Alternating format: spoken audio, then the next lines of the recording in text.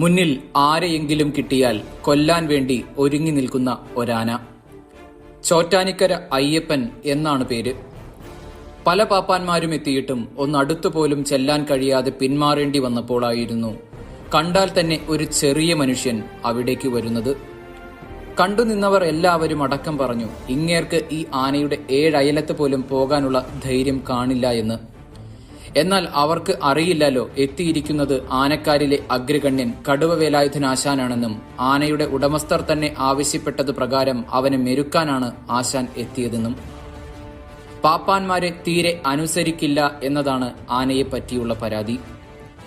പതുക്കെ ആനയുടെ അടുത്തേക്കെത്തി ആനയെ തൊട്ടും തലോടിയും ആശാൻ അതിന് മുകളിലേക്ക് കയറി.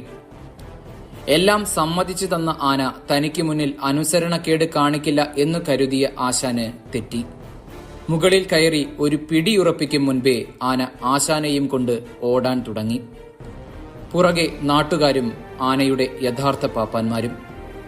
പോകുന്നതിനിടയ്ക്ക് മുകളിൽ നിന്ന് താഴെ വീണെങ്കിലും കൈ ചങ്ങലയിൽ നിന്നും വിടാതെയിരുന്നതുകൊണ്ട് ആശാൻ താഴേക്ക് പതിച്ചില്ല.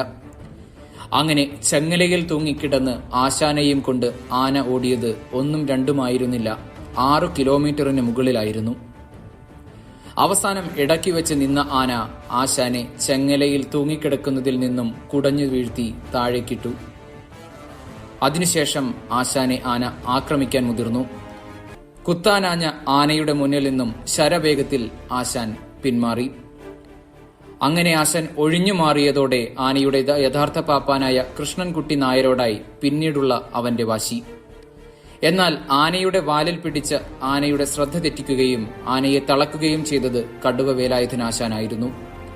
പിന്നീട് കുറച്ചു നാളുകൾ അവിടെ നിന്ന് ആനയുടെ സ്വഭാവത്തിലുള്ള പ്രശ്നങ്ങളെല്ലാം പരിഹരിച്ച ശേഷമായിരുന്നു ചോറ്റാനിക്കരയിൽ നിന്നും അന്ന് കടുവ ആശാൻ മടങ്ങിയത്.